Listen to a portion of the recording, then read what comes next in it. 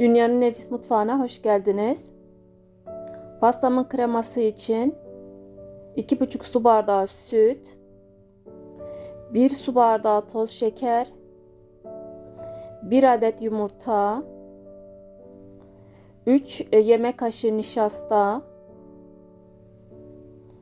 1 yemek kaşığı un ve 1 paket vanilya ekliyorum.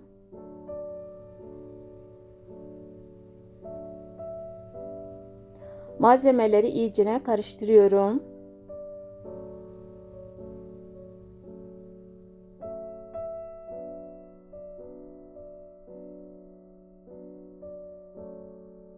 Kremayı ocağa aldım ve pişene kadar karıştırıyorum.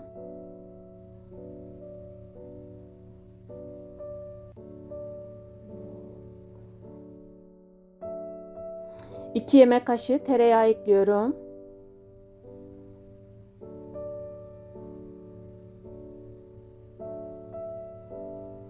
Kremanın kıvamı bu şekilde ve kremamız pişti. Şimdi uygun bir kabın içine alıyorum.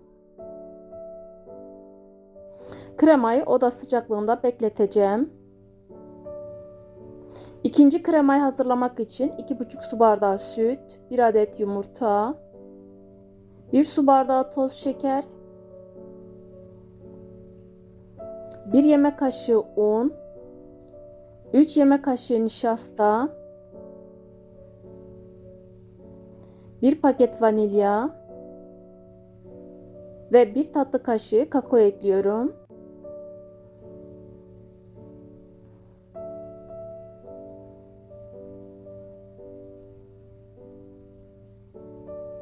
Malzemeleri karıştırdım ve ocağa alıyorum. Krema pişene kadar karıştırıyorum.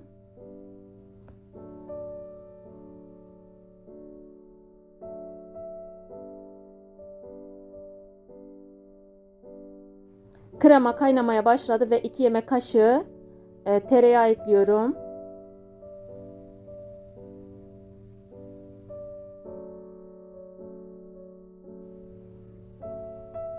Kremamız pişti. Ocaktan alacağım. Uygun bir kaba aldıktan sonra bu kremayı da aynı şekilde oda sıcaklığında bekleteceğim. Krep hamuru için 3 adet yumurta,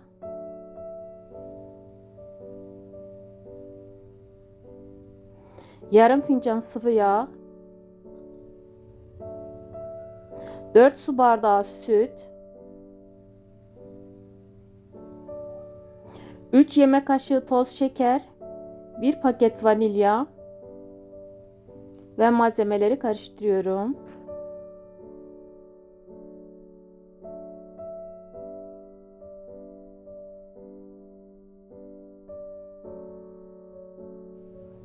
Malzemeleri karıştırdıktan sonra 3 yemek kaşığı kakao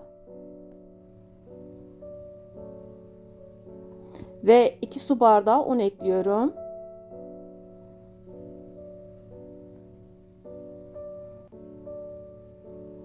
Topak kalmasın diye elekten geçiriyorum.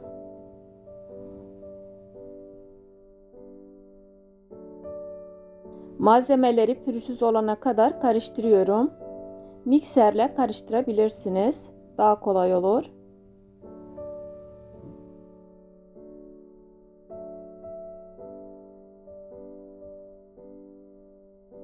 Uygun bir tavayı kullanmadan önce hafif yağlıyorum.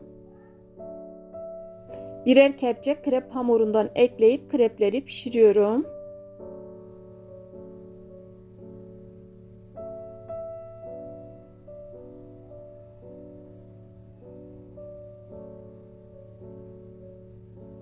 Krepleri tek taraflı pişiriyorum.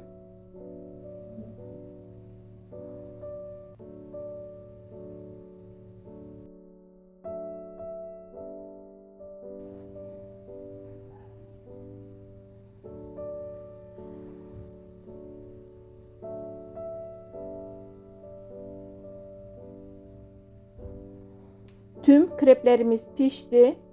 Şimdi kenarlarını bir kapak yardımıyla alıyorum.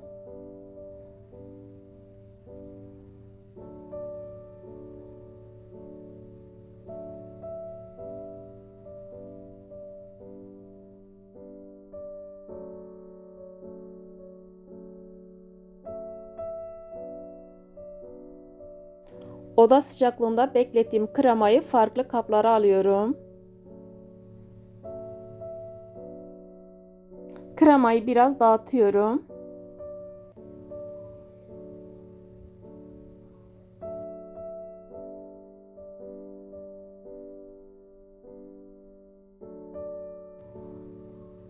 Ve şimdi blenderdan geçiriyorum. Pürüzsüz olana kadar kremayı blenderdan geçiriyorum. Ve kıvamı bu şekilde. Şimdi kakaolu kremayı blenderdan geçiriyorum. Kakaolu krema biraz sert olduğu için içine 1 yemek kaşığı krema ekliyorum. Yumuşak bir kıvam alsın diye. Duruma göre eğer kremanız çok sertse içine krema ekleyebilirsiniz.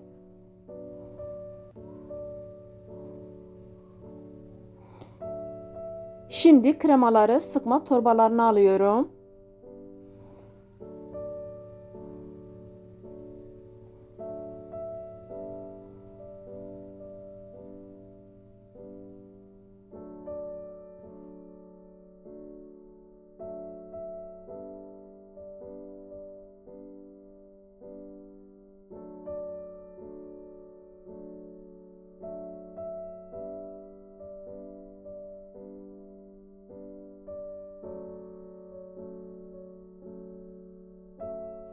Kreplerin yumuşaklığını ve dokusunu şöyle size gösteriyorum.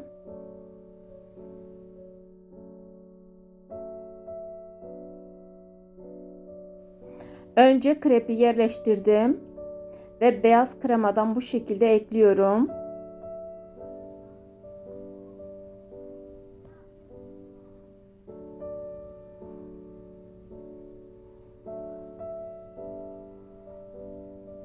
Belli aralıklarla kremayı ekledim. Şimdi üstünü kreple kapattım ve şöyle çubuk yardımıyla bastırıyorum. Şimdi kakaolu kremayı ekliyorum. Bir sıra beyaz krema ve bir sıra kakaolu kremayı ekliyorum. Bu şekilde krepler bitene kadar devam ediyorum.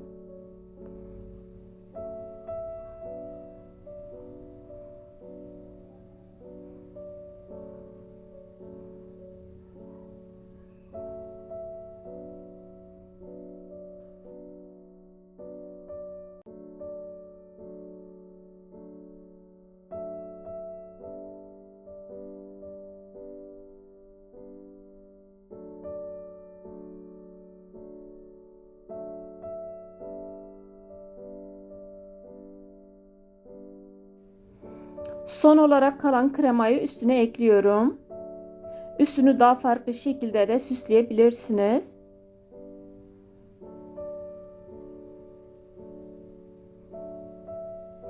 Ve üstüne kakao ekliyorum.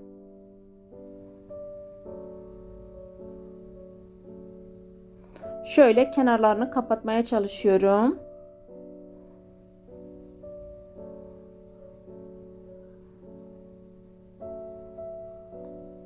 Pastayı dilediğiniz şekilde süsleyebilirsiniz. Pastamız hazır. En az 2 saat dolapta bekletebilirsiniz.